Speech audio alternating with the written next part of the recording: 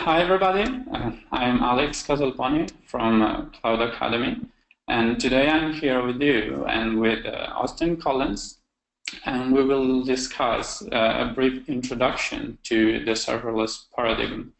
Are you here with us, Austen? Yep, I'm here. Happy to be here, Alex. Okay, great. So a very quick introduction about us. So I am a software engineer, and I was lucky enough to join Cloud Academy a few years ago, and we built a platform, and we are using serverless computing ourselves, and maybe I can tell you later what we have been doing. You can find also another webinar. And I'm very excited and glad to have Austen Collins here today. So as a very first early days adopter of AWS Lambda, he really has a lot of experience on serverless computing, and I'm looking forward to hearing from him all the experience and best practices that he had a chance to design and discuss with his team at serverless.com. Okay, before we start with the first slides, I would like to go through a very quick poll just to know a little bit more about you and the audience. The first question will be, what is your job role? So we would like to know if you're a sysadmin, a software engineer, if you work in a DevOps team, or a general IT manager or executive. Just to have an idea of what's your level of involvement with the technology. Great, data is coming. Thank you. I see a lot of software engineers. I'm really happy about it. A lot of peers. Right. Austen, you are an engineer too, right? A JavaScript developer. Yep, full stack JavaScript developer, DevOps engineer. So we both love JavaScript. Let's see if the other guys love it too. Okay, so I'm going to close this question in a couple of seconds. Thank you, everyone. And the second question is about serverless. So have you ever used serverless computing eventually with the serverless framework that you will discuss later? And if yes, maybe you're in production, maybe you just built a prototype, maybe you just want to know more about it. So please tell us what's your current experience with serverless. Great, I see that the biggest majority hasn't used it, but they would like to. So this is a great audience, Austen. I love to discuss. Perfect. Great, a couple more seconds. Awesome. So 1% already deployed something into production. I'm glad. Okay, and we are good. The very last question is about the serverless ecosystem. So which serverless services or providers have you used or at least heard of? I guess Lambda is the most widely known and used, but let's see.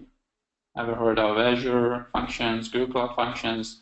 Most of these services are still in limited preview or alpha or beta, but I'm sure someone's using them. Yeah, great. Couple more seconds.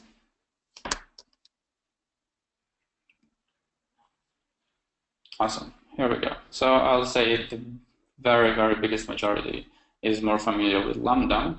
That's why today we are mostly discussing Lambda. But let's start with a more general overview of what serverless is all about. So I think the biggest differentiator compared to other computing solution is the zero administration point. I mean, it's really powerful, especially for a software engineer, being able to not, be forced to provision your servers and patch them, maintain them, patch the operating system, install dependencies, and so on. That's a real advantage. And I think the second biggest differentiator is the pricing model. So instead of buying a server or buying, a computing instance, like say an EC2 instance, if you don't really know what's your load, you can be, scalable also as far as pricing and pay per execution. So pay as you go on a, for example, in Lambda on a 100 millisecond basis also based on the power that you choose, but still you can scale as far as pricing. As soon as your product scales, you pay more. That's a good deal, especially if you are a startup. And then more into the, let's say, the engineering design side. Well, you can think of events and functions.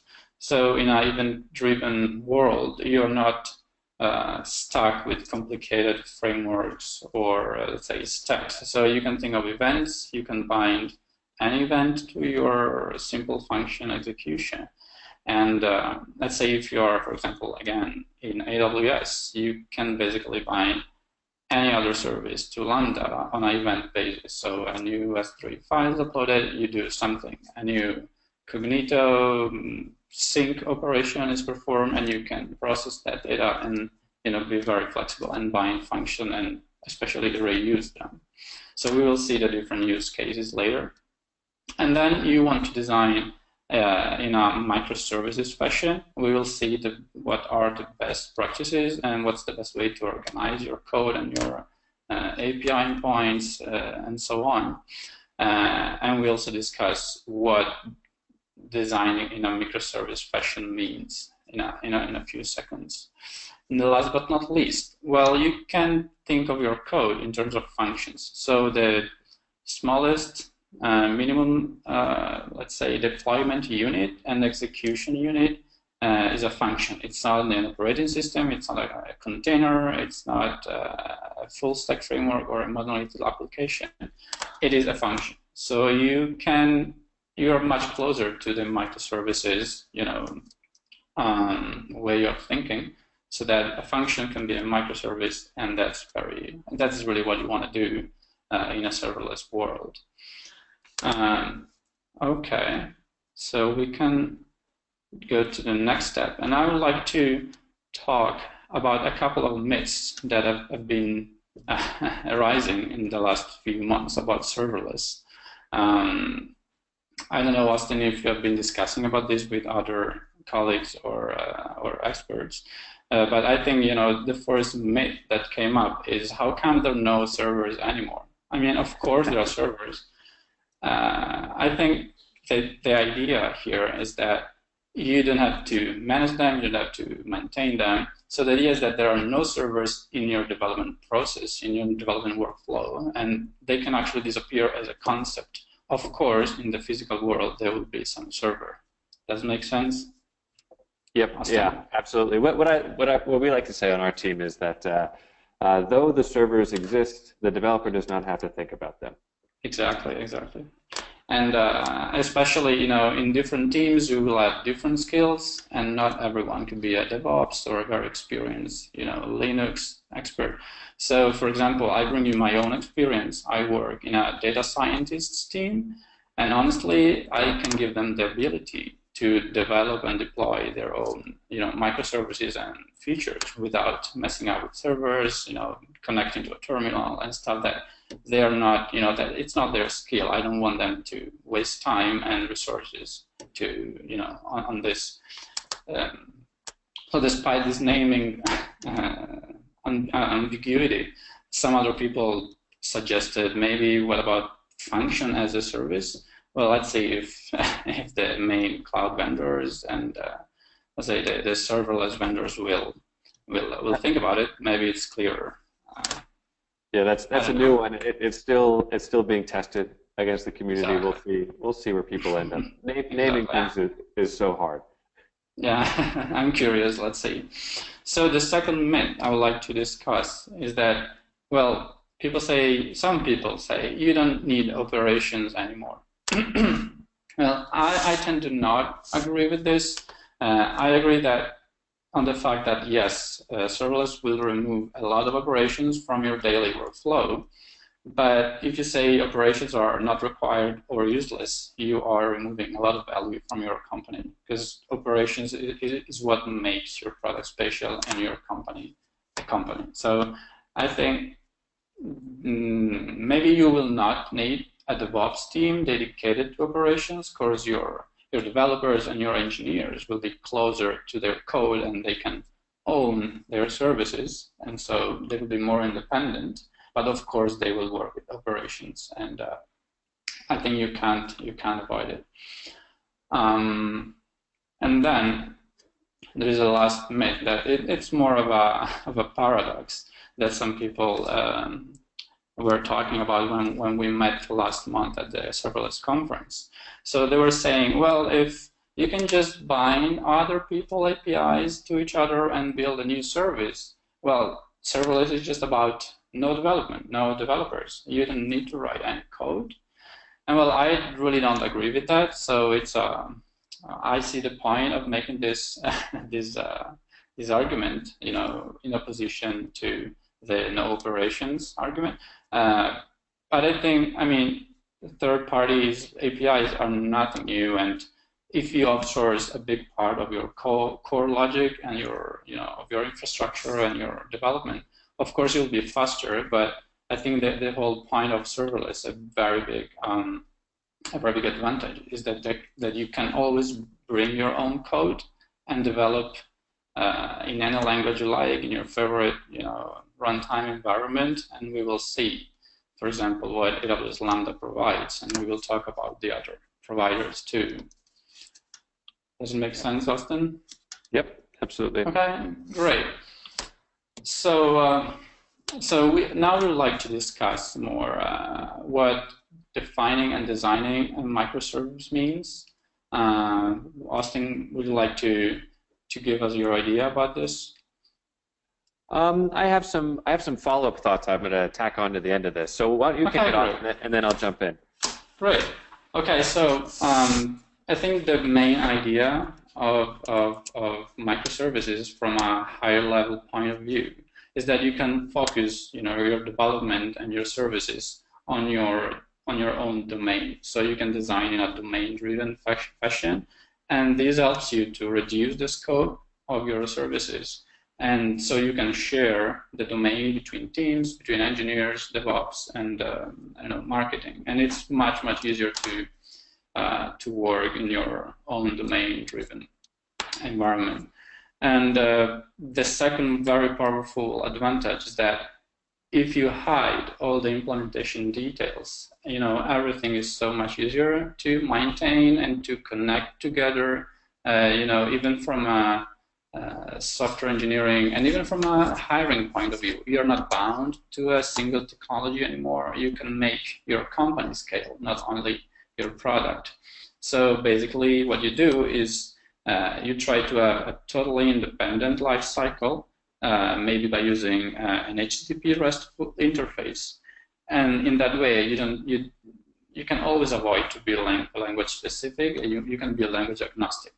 And if you hide every detail, you can move much faster in your code development. And the next point is decentralization. So this is the very key, and probably the very reason why microservices were designed in the first place, because people needed a way to have a highly available infrastructure. And so if all your internal services and all your product depends on some centralized service, you can't have failure isolation. You can't, if you only use one big database and some component, makes it too busy, all the other components will be stuck to. So the key idea is that from a code perspective, database perspective, and also from a team perspective, you want to decentralize your services as much as you can. It's not easy, but we will see what we can do about it in a serverless world.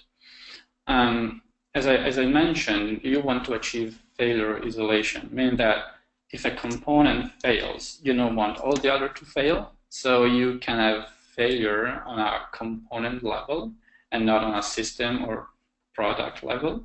And this, of course, guarantees a higher availability. Of course, you can see 100%, no failure. That's idealistic.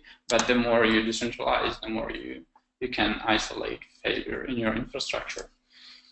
And then another, DevOps mantra is that you should have continuous delivery in your workflow. So the more often you deploy and the more you automate in your in your development and deployment process, the more you'll be fast, the more you'll be able to to test and deploy your services. And of course, you want to automate this because the more services you have, the more effort is required on your DevOps or development team. And maybe you want to use tools like Jenkins or Chef or other amazing tools that allows you to automate most of this and to alleviate the pain, I would say. I think these are the main principles, and of course, it's not written in the stone. Some of these are more important than others, and some of these are easier in a serverless, paradigm. And what do you think, Austen? Sure, I think these are very important when discussing serverless architectures, and I'm glad you put this slide in here, and it's right at the beginning, because the serverless architecture, as it's known today, is mostly a microservice architecture. And that's because AWS Lambda is inherently a microservice platform. Just by the way it's designed, you're supposed to put little tiny bits of job-focused code in each Lambda function, which just turns into a microservice architecture. So, but when you read about what the serverless architecture is, whenever you're browsing on the internet looking at just educational material on serverless architecture, there's not a lot of people out there who are talking about it from the microservice perspective, which I think it needs to be discussed from that perspective, because they're very much the same thing. AWS Lambda solves a lot of the microservice problems, but it also inherits a lot of the microservice problems as well. So yeah, I'm glad you put this in here and you're discussing this. One of the big principles in here that my team and a lot of the users of the serverless framework really appreciate is just team autonomy, and that's kind of a service-oriented architecture, microservice architecture principle, and you discussed it a bit here, but it's really important because today markets are moving very fast. It's hyper competitive out there. We're all pressured to deliver more and more application, more and more logic. And the ability for the teams to work completely independently inside a large organization, to be able to push code into production without being blocked by any other team or any other parts of the more complex system within which they're operating is super important for just moving faster. And that's one thing that microservices gives you. That's something that Lambda certainly gives you, because every single Lambda function is completely independent. There are a few places where you can run into blocking issues, which I'll discuss, or which I'll bring up later when we get into some of the limitations of Lambda and stuff. But definitely the autonomous team is important. All this stuff is very important. And if you're just discovering the serverless architecture for the first time, definitely go read up about microservice best practices and principles, because they all go hand in hand. Right, totally agree, Austen. Okay, let's go on and let's move to AWS Lambda, which is probably what most of you are interested in today. So we will discuss what Lambda is, what are the main use cases, and of course what are the limitations and how you can use it at its best. So first of all, as the main assumption and the main let's say value of serverless, AWS Lambda try to gives you a scalability and elasticity as more transparent as possible. So you basically just have to write your code, deploy it, and then in a kind of magic way you will have a scalable, let's call it API, although we will see how to connect it to eventually a RESTful API or you of course you can call it directly. But all of that happens in a very transparent way. You don't have to configure it, you don't have to make it scale when you need it, it will scale by default. And as I mentioned, all of this happens in a very developer-friendly way. So all the operations that remains, I would say, in your flow are quite developer-friendly. You can actually start to insert this operation in a very simple, even manual fashion. Of course, we will discuss why the serverless framework and other automation solutions makes this job easier because you don't want to manage versions and aliases, deployment stages, and it can get pretty complicated if you have many Lambda functions, but let's say it allows you to have a very friendly interface over your operations. And as I already mentioned before, Lambda, so since it started, it was released almost 2 years ago. Now you can integrate Lambda with almost everything inside AWS. So we will see in a couple of slides what you can do and how you can bind Lambda with all the other services. But basically, it's a great way to reuse your functions and your logic. And as we said, you can be event-driven. So every event in your account, in your AWS environment, can be bound to a Lambda function. And we'll go through this. As we already said, you pay on a pay-per-use fashion, and here the mantra is that you never pay for idle. So as opposed, in opposition to what you do with EC2 and other, computing as a service solution, you will never pay when when your infrastructure is not working, and this is a big added value that even as a software engineer, you appreciate. Nobody likes to waste resources. And so, okay, Lambda is great, but we will be discussing about, we were discussing about microservices. You want to have a RESTful interface. And so how do you do that? Hey, Alex, can I talk just a bit further about Lambda? Just to give a little bit more context. This is, AWS Lambda is the reason why we are here today. It is what inspired this new renaissance in the serverless concept and this new interpretation of serverless architectures. It's basically just a new way to purchase cloud computing. It's basically Amazon AWS EC2 repackaged with a little bit more polish, made a little bit more simpler. And this is what originally attracted me, way back in early 2015. Was just this amount of polish and this amount of simplicity. It's just an easier, more simplistic way to do cloud computing.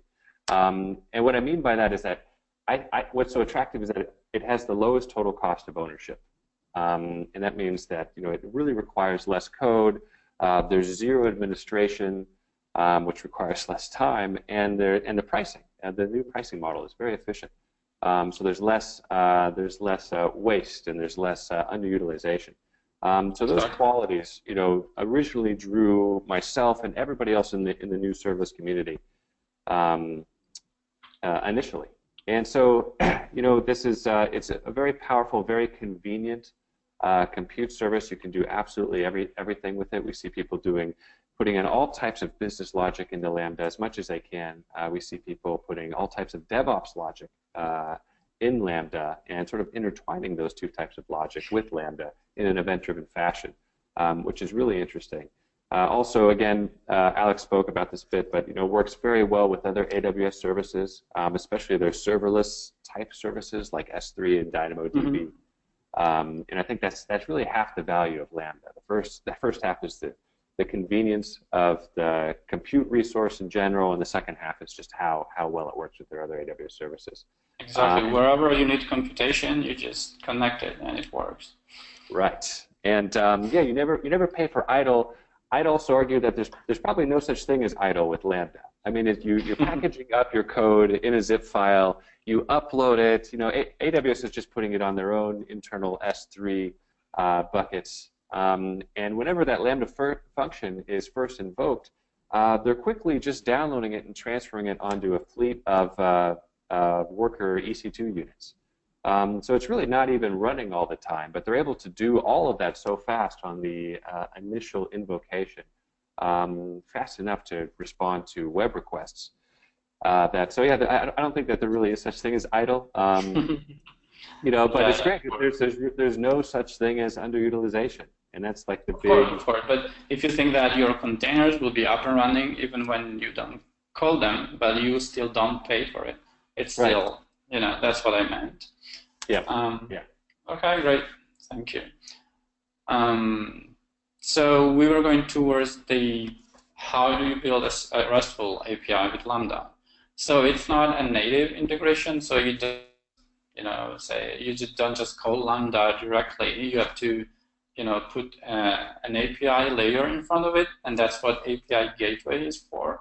So there are many other use cases for API gateway, but I think this is one of the most used and useful. So you will have this very powerful RESTful layer, so you can manage all your parameters. You have a powerful authentication layer in case because you don't want to build your own. It very simplifies your life. And guess what? You can build also a customized authentication layer by using Lambda itself. So basically, you can you can reuse Lambda for even for authenticated Lambda itself.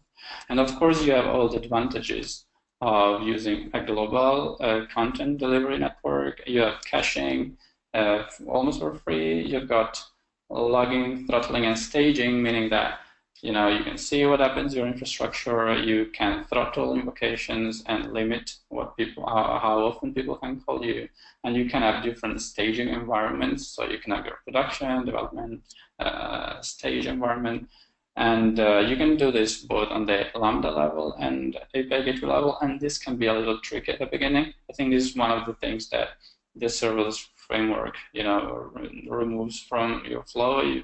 All the best practices are quite, already there for you.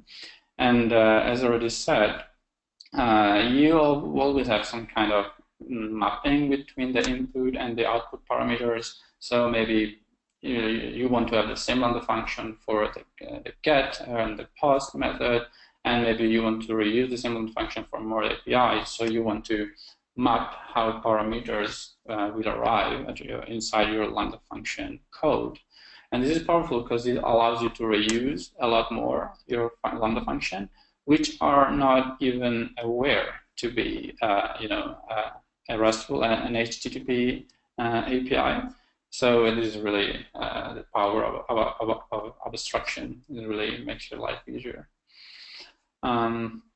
Right. Okay, great. API Gateway is an incredible service. It is also very complex, and I will say it was one of the one of the services that inspired the serverless framework to a large degree. I mean, it's just powerful. It's all the functionality you could ever want is available in API Gateway. I especially recommend checking out the custom authorizers feature, which Alex mentioned. It allows you to fire a Lambda function to do authorization logic before you fire the Lambda function that contains your business logic. And that first Lambda function can return a policy and cache that, which your other Lambda function will use. So that's really fantastic. There's also this whole velocity template language, the ability to do transforms and transform requests that are coming in and out of your Lambda functions is a powerful compute layer that we don't see a lot of people take advantage of enough. I think it's just because it's too complex. It's just a reminder that it exists, and it's very interesting. Totally agree.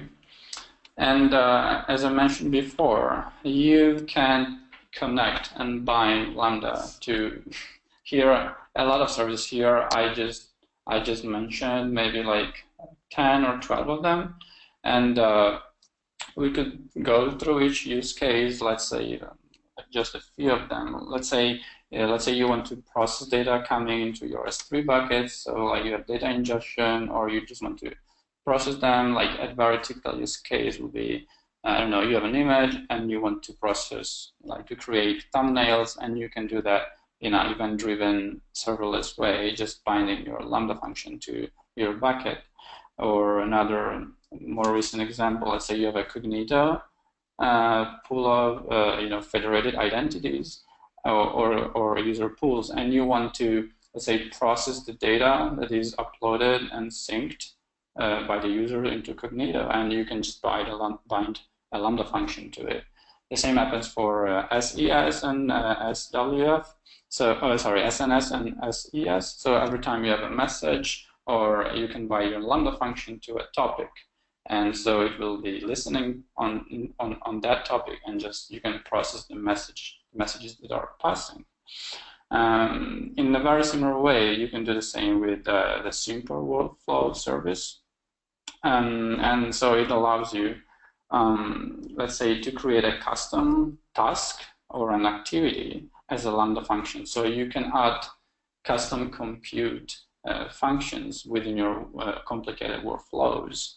And you can do the same with DynamoDB. Every time, let's say, a table is updated, a record is added, you can create these augmented database systems where you process the data after it's inserted into your DB. So, for example, you can add or complete or validate new fields as soon as they are written into the database, and this doesn't need to be into the same Lambda function that writes or processes the data in the first place. So it's very powerful. And the very same happens for IoT, code pipeline, and in CloudFormation, there's a powerful example. Is you can have custom resources. So you can say, okay, this resource is a Lambda function, and so every time you want to create, update, or delete a resource, please call the Lambda function. And this basically allows you to do everything you want within your CloudFormation stacks. And eventually, even with CloudTrail, you can process your logs, do data aggregation, do third-party integrations if you need to send data around. Recently, not very recently, say 1 year ago, you can also finally schedule your Lambda function on a, I think, 5-minute basis, or even using a cron expression. So you can even do cron jobs with Lambda functions. So basically, all your computational problems can sort of be solved by Lambda.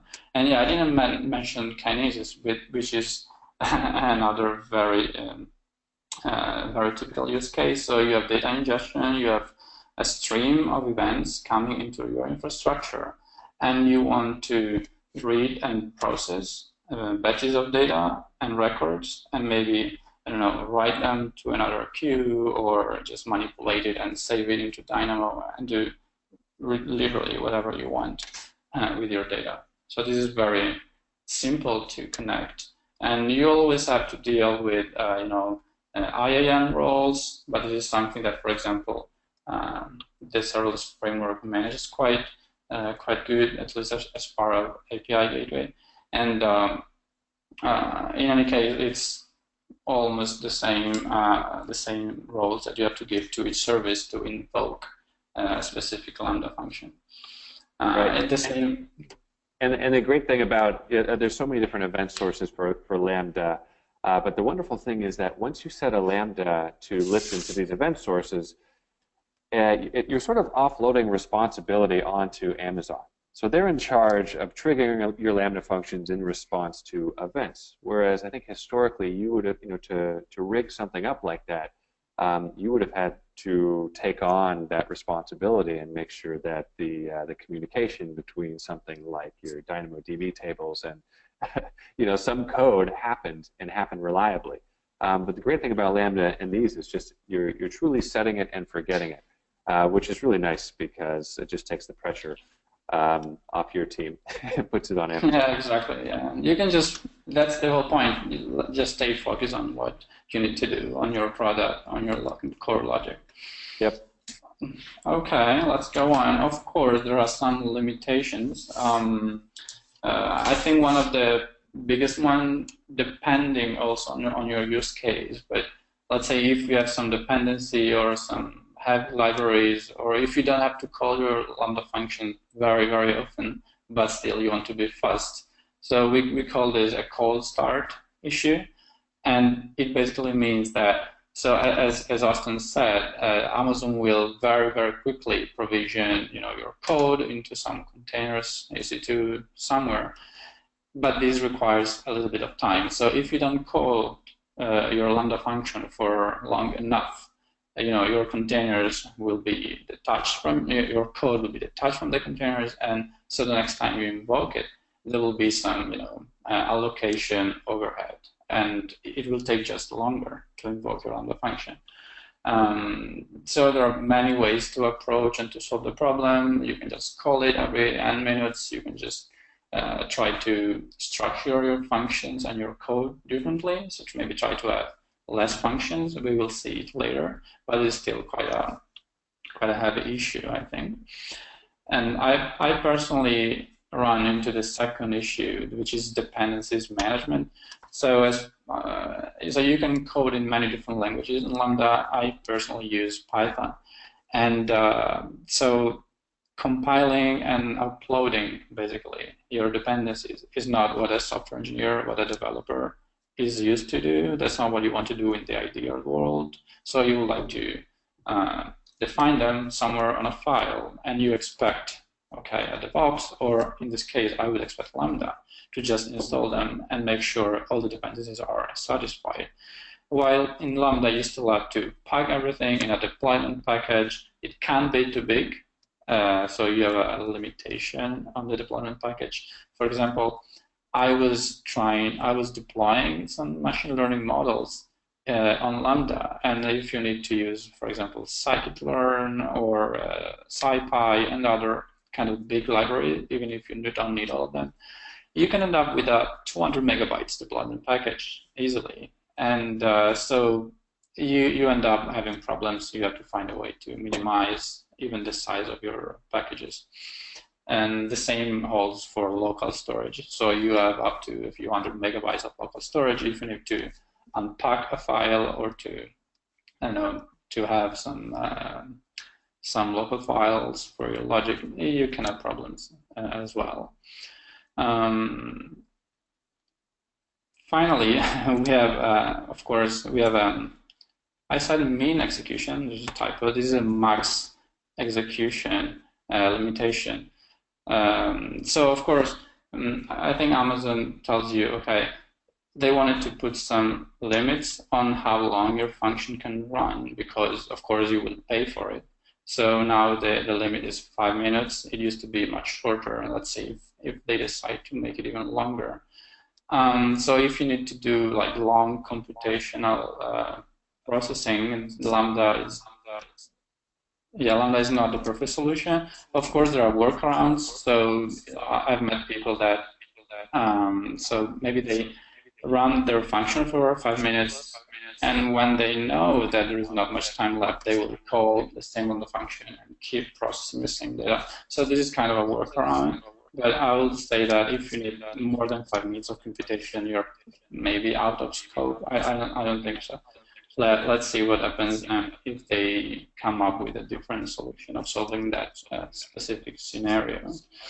I also see people creating a Lambda that's like an orchestrator Lambda, and it will divide up a huge job across multiple Lambda functions and sort of orchestrate them all. And each Lambda function will take a small piece or a small batch of that large job. It's interesting approach, but makes sense. What you're doing. So people are being creative. It's nice to see how people work around these problems.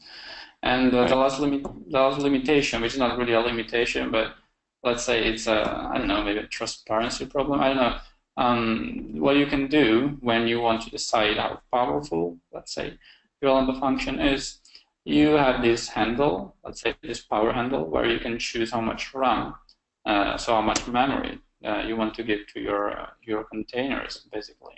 And this also means how much CPU and how fast your network will be. And so this is not super clear to new Lambda users.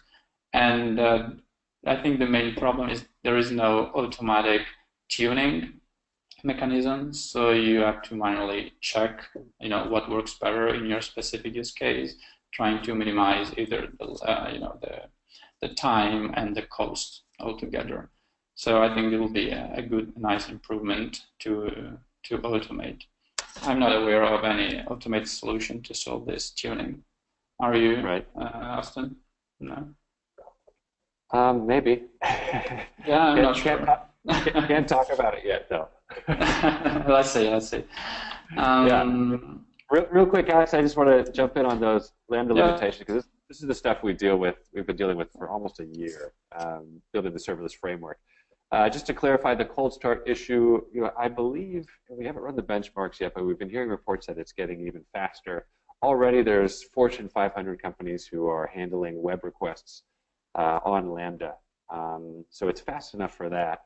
And I know that the AWS Lambda team is working really hard on improving those cold start times. So I'm hopeful for that. And dependencies management, the biggest problem I think that we're facing or trying to solve every single day with the framework is that with Lambda, the function is the unit of deployment, which is awesome. You have, it's the most agile you could ever be because you have all these little tiny bits of, single job focused bits of code. And they're all completely independent. You can update them, remove them, do whatever you want to them independently. So that leaves you in a very agile position in production. The problem is when the function is the unit of development, then it becomes a huge pain because every single function is going to have its own separate dependencies. And that is, if you're a Node.js developer, if you have a serverless architecture with 100 Lambda functions, just imagine doing npm install or npm update 100 times for every single function. So, there's a lot of, and then how do these functions share resources together, like CloudFormation resources? They're infrastructure dependencies. How do you isolate all that stuff? So, yeah, the function being the unit of deployment is great. Function being the unit of development is a bit of a pain. So especially because with Lambda backed architectures, with serverless architectures, you're going to end up with a lot of Lambda functions. You're going to end up with more Lambda functions than you would have in a traditional microservice architecture. Microservices are usually a bit bigger than the amount of logic that fits into a Lambda function. And if you know what some of the big companies are doing with their microservice architectures, for example, Netflix has 1,000 microservices, over 1,000 microservices that they're running. Now, Netflix expressed as Lambda functions, I think could easily be, well over 10,000 Lambda functions, just to give you some idea. So anyway, so then, then we get into the main problem that inspired me to originally write the serverless framework, which is just, I deployed my first Lambda function. It felt great. It was truly set it and forget it. It felt very empowering. But then when I got to 5 Lambda functions, I realized that it was quickly becoming a management, there's a management problem that needed to be solved. Yeah, totally. Yeah, you will end up with a lot of Lambda functions, and this is where the framework really comes in to help corral and wrangle all those, to bring some order to this very, very granular world. Also, Lambda, the Lambda workflow is, you can, every time you do a deployment on Lambda, you'll tag it with a new version. You may alias it with a different stage. Like this Lambda create users function version 2, you could alias that with a production stage or a dev stage or something like that. That's the recommended workflow for Lambda. We like it. We see a little bit of problems when people are scaling up and there's a lot of people working on the same Lambda function because you actually have to hit the same AWS Lambda API endpoint whenever you want to increment a version on a single Lambda function or tag it with a separate stage. And if multiple developers are trying to hit that endpoint at the same time to deploy a new Lambda function to their own personal stage or something like that, that creates some collisions. So we're actually going to backtrack away from that recommended workflow in the new version of the serverless framework coming up. Just something to look out for. Also, one last thing, we talked about the autonomous team being so important, so critical to moving fast and delivering applications more quickly.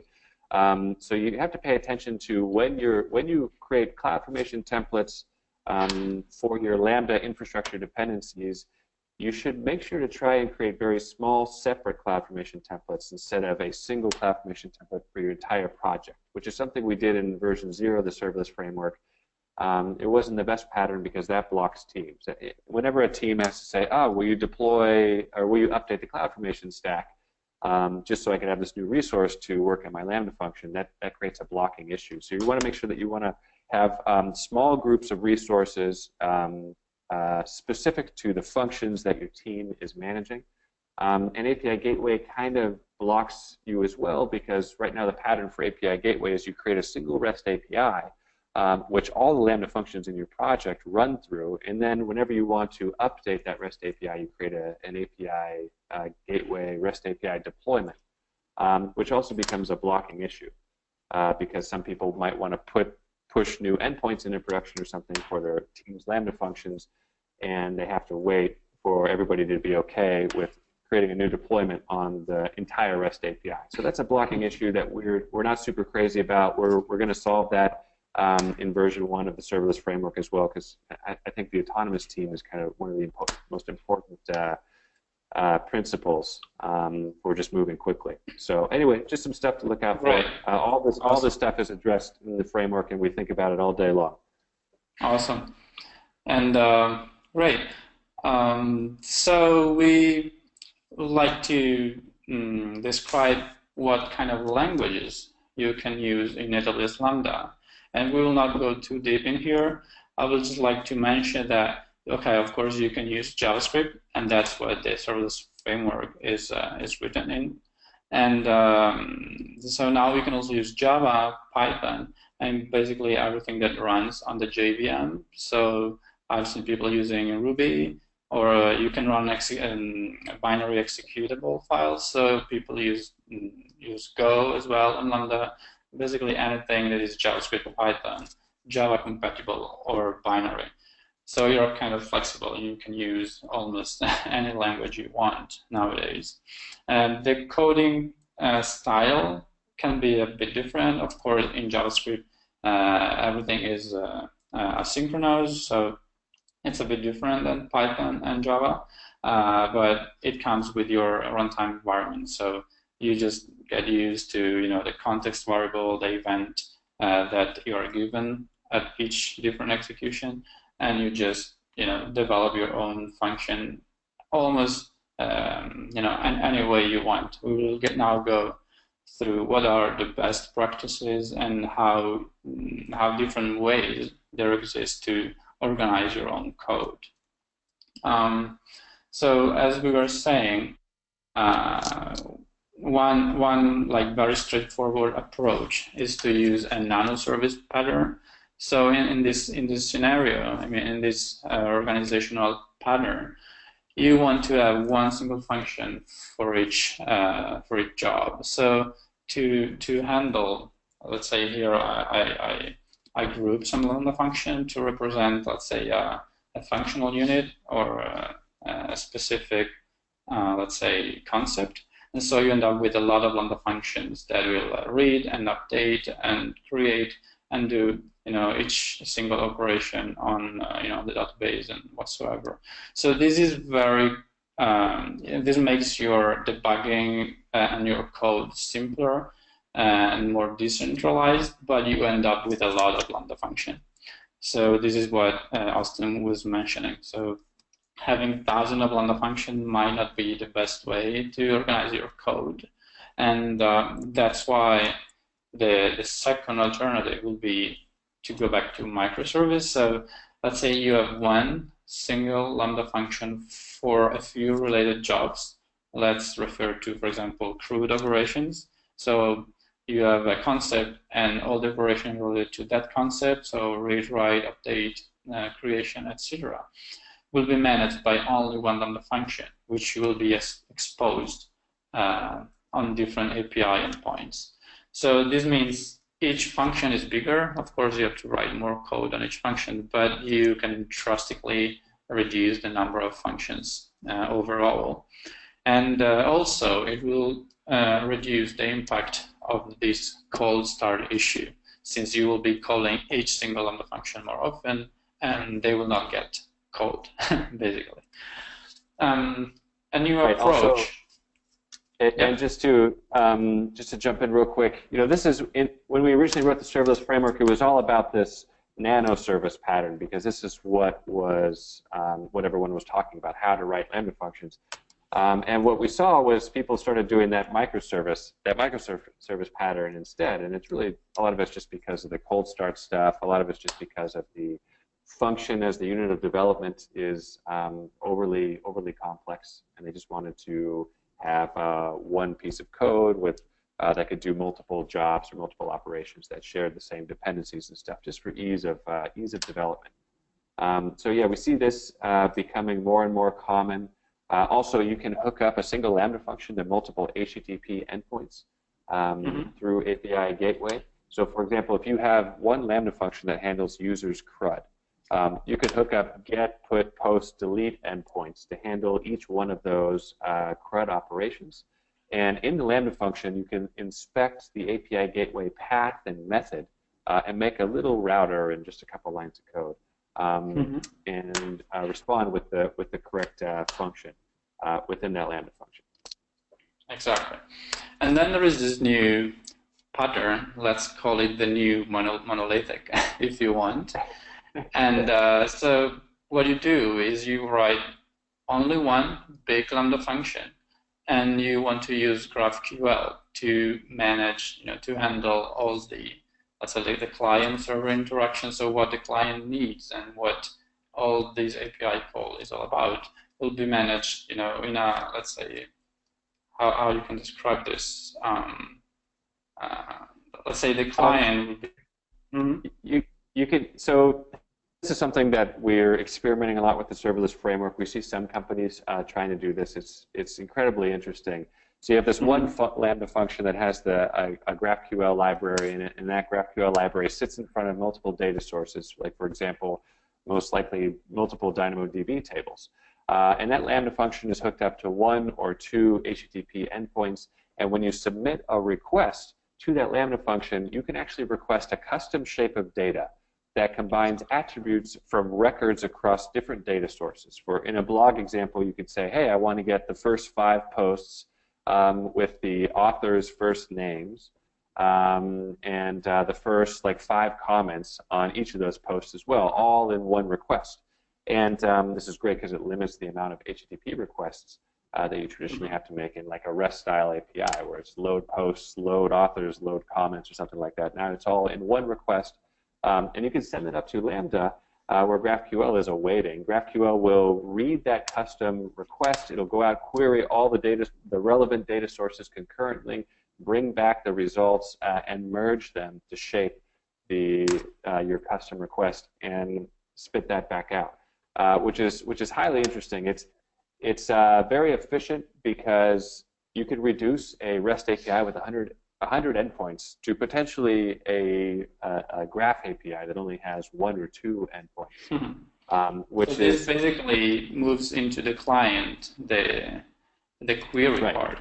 All the aggregation part will be done on the communication layer. You have this protocol to handle what the client needs and how to handle the request. I think this is pretty powerful. It's incredibly efficient. The problem is that you will get into this pattern of building out a monolithic Lambda function, which seems counterintuitive. But we have a serverless GraphQL boilerplate project where we're playing around with this. We're trying to make it work because it does seem like just the ultimate efficient solution if we can make this work. I mean, just reducing an API with 100 endpoints to a couple endpoints.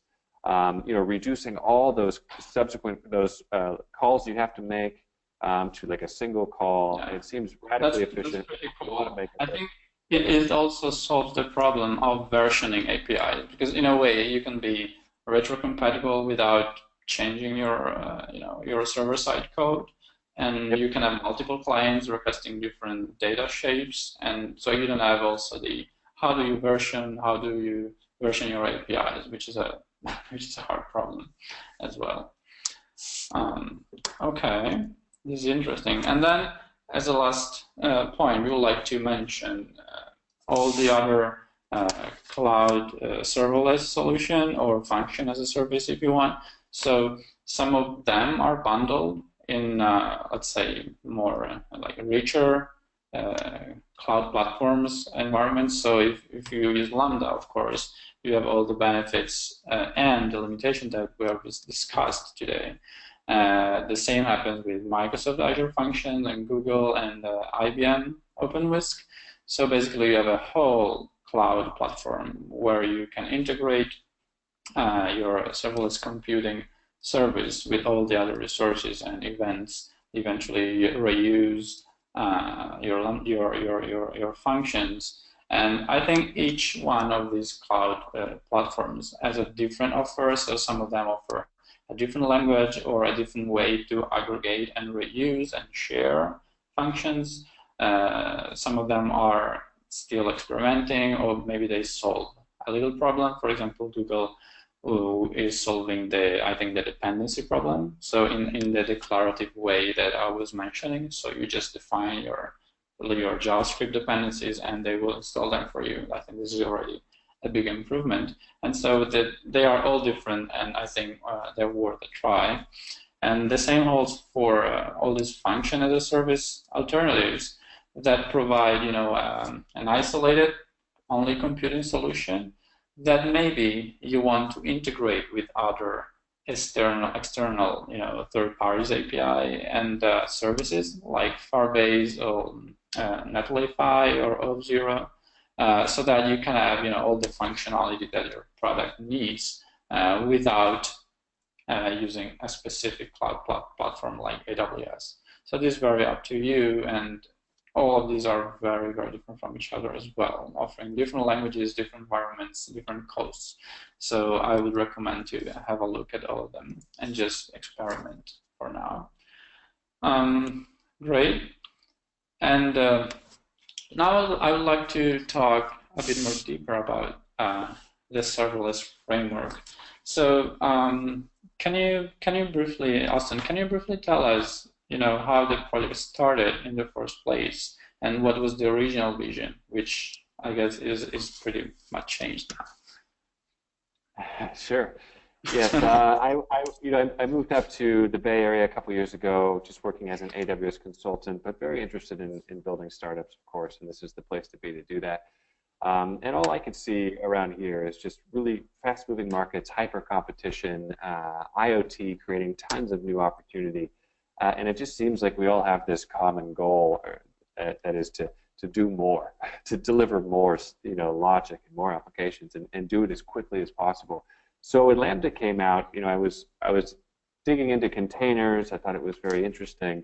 But when Lambda came out, it really spoke to me because of those qualities that I mentioned earlier, because of its lowest total cost of ownership quality, and ultimately, I think Lambda removes the big barriers between the developer and provisioning infinite logic, which is what's really exciting to me. I mean, if it's zero administration, then it's fantastic because you could just deploy this stuff and it's just going to sit there and you don't have to worry about scaling it, or a lot of the traditional problems you'd have to deal with. So you could deploy stuff multi-region, you could deploy all types of logic, just sort of set it and forget it, which is a huge barrier that's been flattened by Lambda. But also this pay-per-execution pricing model. So now, again, you're not paying on a monthly basis or a single flat fee every single month for this provision logic. No, it's totally free until it's executed.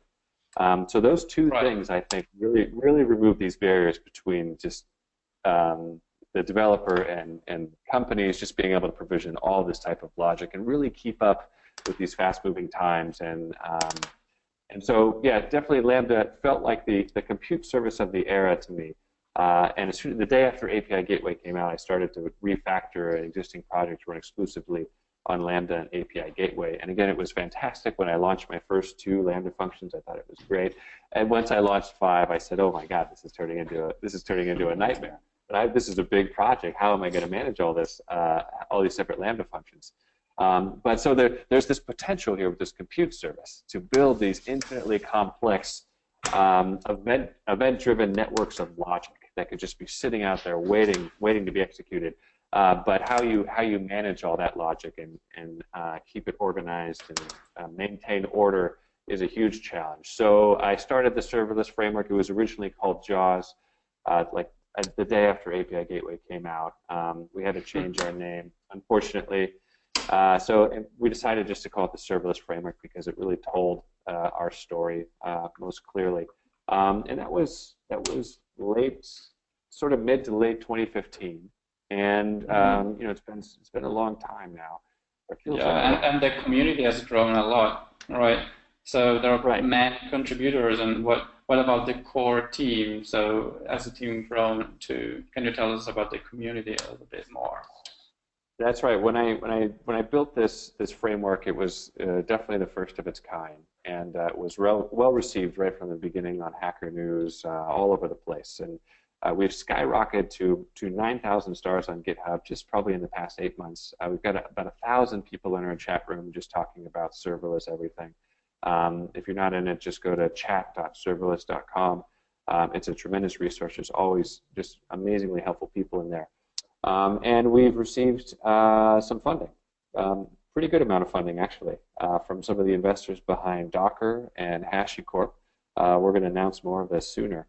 But we've been able to grow a team now. We have about 7 developers on our core team, Awesome. and we're focused on the framework full time, and then we have a couple other projects, which we believe everything is going to next. We're looking around at what the serverless architecture is all about, what people are responding to, and really we're making a very big, bold, interesting forecast as to where this stuff is going next. So we're working on all these projects full time. We have an office in San Francisco, but our engineering team is entirely remote.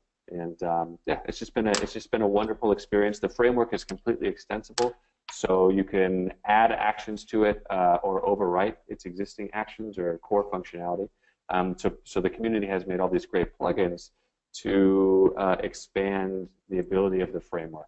And we also have projects like the GraphQL boilerplate project, which is just a ready-to-go installable project that you could deploy easily. And yeah, we've come a long way in about 8 months, and now we've been working on Serverless Framework version 1, which is... Can you please share a bit more what's the what are the next steps, if you have any milestones? Or as far as I got from the recent announcements is that you're going towards a vendor neutral framework, which means not only Lambda anymore, right? Absolutely. A lot's changed since we first started this project.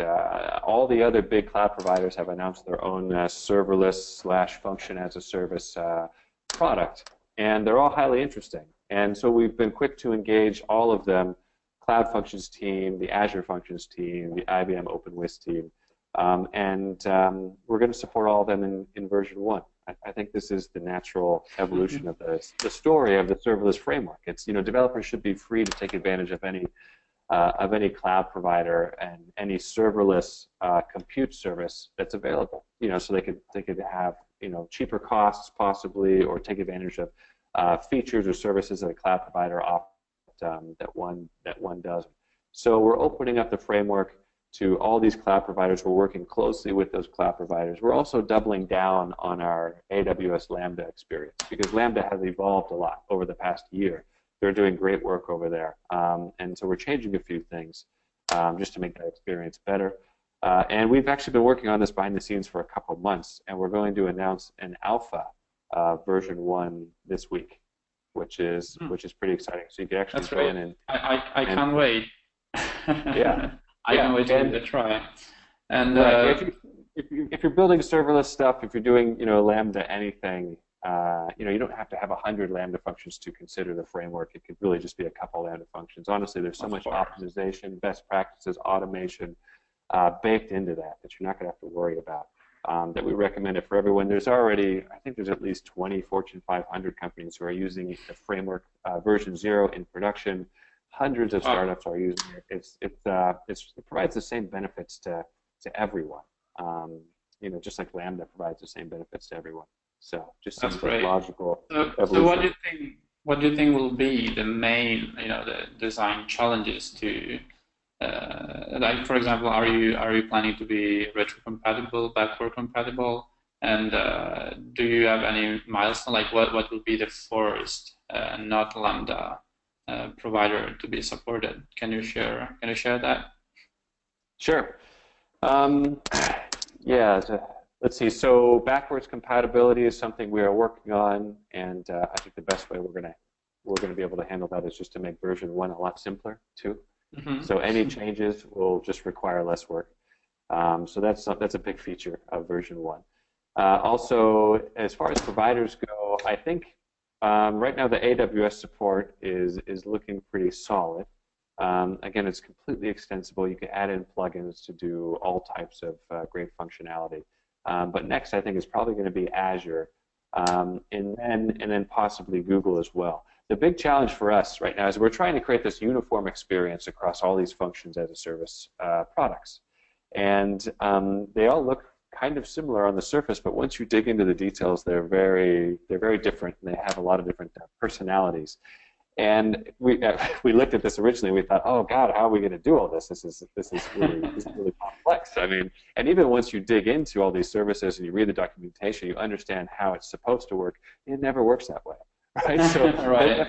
we have to go uncover all the the little hidden quirks and stuff that aren't documented anywhere. And I think we've taken a year to do that with AWS Lambda. Doing it for the other providers is going to be a challenge, but fortunately we're pretty well capitalized. Right. Well, you have more experience now, but the problem is they are not even version 1 themselves, so that's kind of hard, That's the big challenge, is just chasing a moving target, where these other functions as a service offerings, they're not even available yet. They're doing their own breaking changes. Meanwhile, we have to sort of manage all that and offer this consistent, reliable experience through the framework. Right. So yeah, that's a challenge. But hopefully you will manage to make those changes not breaking for the developers that use the serverless framework. So that will be amazing, right?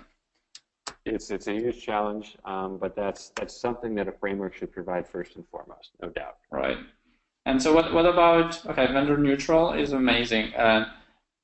It's not only about, the cloud platform, it's all about the language that people want to use. So from what I'm seeing in the last year or so, the serverless framework is developed in JavaScript itself. And I've seen, the JavaScript community is very interested and active. So do you think being also cross-language or language neutral will be a challenge as well? How do you plan to integrate, I don't know, Swift or Java or, any kind of language into the framework? Yes, definitely a challenge. That's a challenge. Right now we support Node, we support Python, and of course, Azure functions, they already have a ton of language support out of the box, like PHP. It's pretty incredible. And IBM OpenWhisk, they support Swift. So it'll take a little while, but this is this is what the open source community is also all about. This is the perfect project to be open source. Because everybody can come in and really work on, that specific language experience for that specific. Because the ability, correct me if I'm wrong, will be to be able to also test, locally test your function. Because deploying them, maybe if it's PHP, it's not a big deal. But if you want to, test locally any language, that will be a challenge. Is it correct? Right. Yeah, it's a challenge to test Lambda functions locally in general. I think it's almost impossible, because most people write Lambda functions around AWS services. So even if you emulate a Lambda function locally, which the serverless framework does, you're going to have to figure out how to emulate S3 locally. Or, there's a DynamoDB local piece of software that works. But still, it's so tied into those other services that are just inherently in the cloud. So yeah, it's a challenge to do local testing. We'll keep working on local testing, but also just improve, deployed testing, in the cloud testing, however we can, because it's just hard. You can't really recreate that local experience perfectly accurately right now. That's correct. So a very last question from me. I would like to know what you personally think about operations, and if you think, as Tim Wagner mentioned a month ago, if you also think that DevOps are meant to disappear.